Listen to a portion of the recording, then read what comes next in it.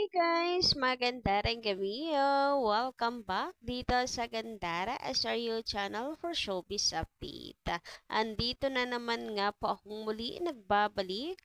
Ang nagmamaganda ninyong kachismosang Kimpa, wala na pong iba ang lukaret na si Gandara upang maghatid sa inyo ng latest update and fresh happenings patungkol kina Kim Chiu and Paolo Avellino.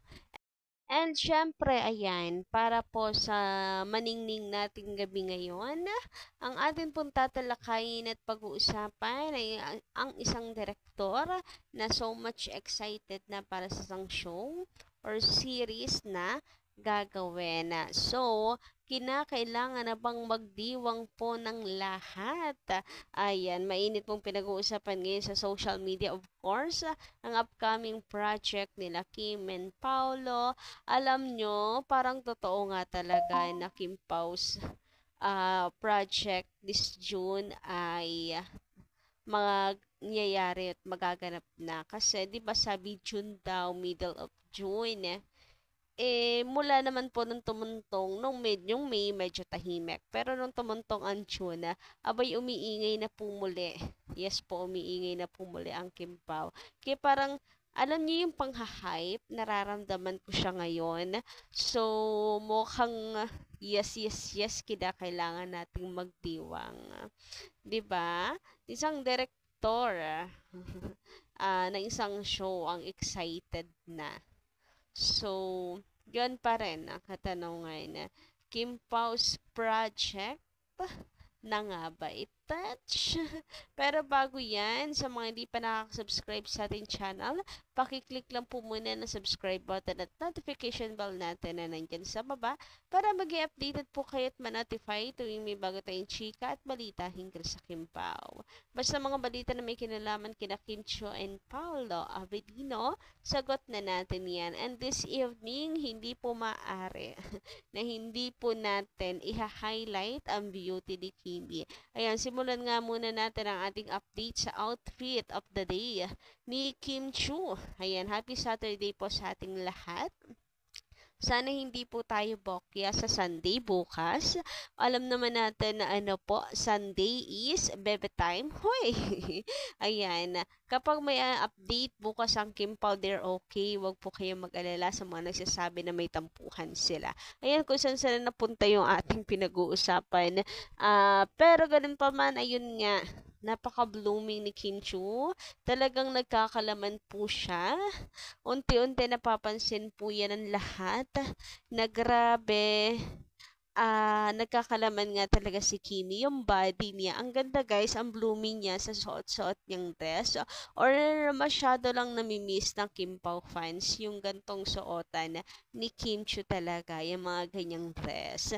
Kasi alam niyo naman, 'di ba? Parang mas gusto nila yung gantong outfitan ni Kim Chiu. So kayo guys, basta kahit naman pong outfit ni Kimi bagay sa kanya, pero iba talaga ngayon, tititigan mo si Kimi, basta, kung maganda siya, times 2 siya sa paningin ngayon ng mga fans. Ganda talaga, body, ang face, perfect talaga guys. Samantala, sabi naman dito ni Madam Rosemary Jano, Miss Gandara, as long as marami pa silang fans, hindi sila mabubuwag at kung magkagustuhan pa sila sa isa't isa, sana sila na. Kasi sa tarot cards, kung sila ang magkakatuluyan, may nag-request sa Kim Pao, magkatuluyan talaga sila. Yun ang lumabas sa tarot cards. Sana magkatotoo. Ayan, medyo magulo lang. Pero, ayun, lumabas sa hula, sa tarot cards, na magkakatuluyan talaga ang Kim Pao. Nagkatotoo, gusto kasi na magkatuluyan silang dalawa nung nag-request. And yun naman yung lumabas sa tarot cards. Hoy, parang nakaka-enjoy yung mga ganyan. Matry din nga. Charot. Pero, totoo yan, yung unang sinabi ninyo na as long as marami pa silang mga fans, maingay pa ang mga fans, very active pa po ang mga fans, pinatutunayan bawat event, bawat projects, bawat endorsement ng Kim Pao talagang mabenta, ay hindi po pakakawalan yan ng Star Magic. Baka nga maging official pa ang Kim Pao. Yung wala nang makakasingit na voice kay Kimberly. Kasi kung hindi naman Star Magic si Paolo, since hindi naman nila hawak si Pao, si Kim pwede nilang i-partner sa iba. Parang ganon. So parang, may advantage din nga yung pagperma ni Paolo sa Star Magic.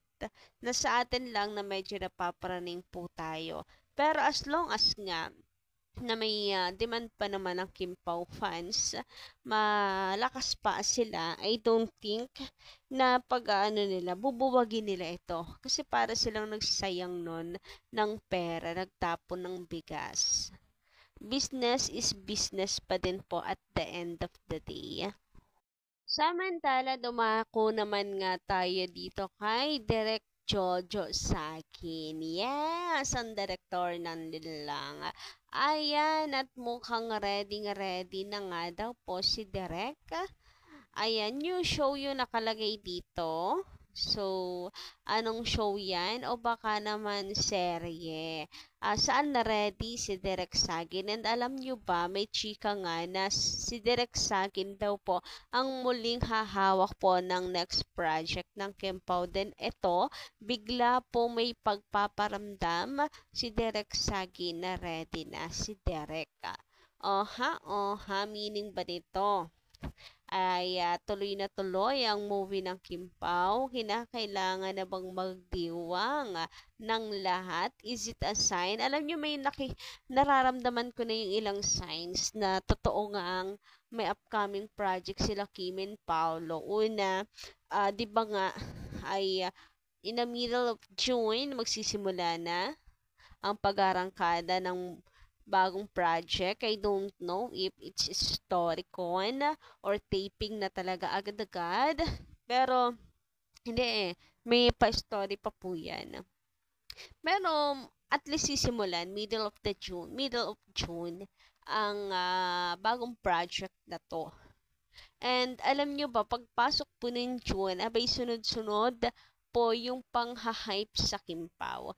Yes, meron mang mga bashers na pilit dinadown sila Kim and Paolo, but it can be sign na triggered na sila ngayon at trying to sabotage na gustong iparating na ay wala na yung Kim Pao na yan, lobat na, ganyan. Gusto nilang ibahin yung image ng Kim Pao. Pwedeng ganon para magtagumpay sila na hindi po matuloy ang project. But pagdating sa pang-hype, muling may pag-replay ng sa ASAP, 'di ba? Kasabayan ng bali-balita na nabubuwagin ang Kim Pao, bigla may pag-replay sa ASAP, meaning hinahype po pa rin ang Kim Pao para pasinungalingan ng kumakalat na balita. Mga interpretasyon lang po ito and connected the dots pero pansinin po ninyo, di ba? Then meron pa Star Magic.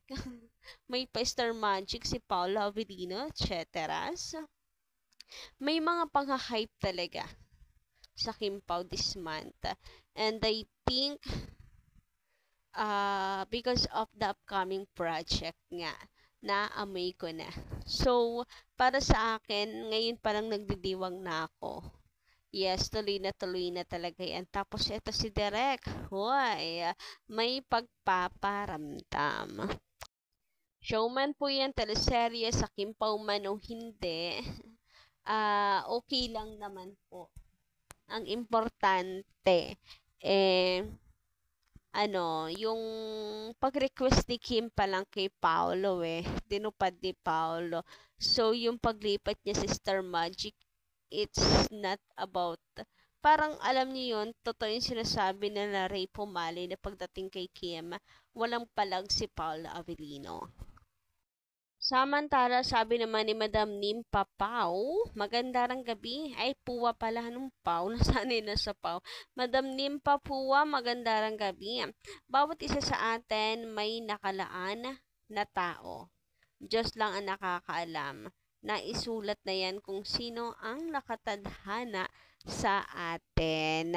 Thank you for the reminder, Madam Nimpa.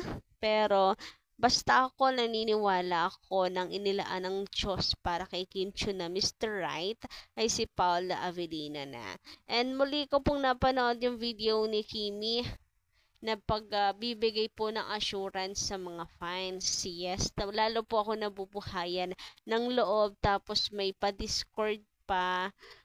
Ayan, ganyan. Ay, bongga talaga. Kumakapit at kakapit pa rin po ng mas mahigpit sa Kimpaw. Wala pong bibitaw. As long as sila Kim and Paulo kumakapit sa isa't isa, ay ganun din po sana tayo. Anyway, hanggang dito lang muna ng aking update. Thank you so much po sa pakikinig. Kita-kits po tayo sa susunod kong chika. Maraming salamat.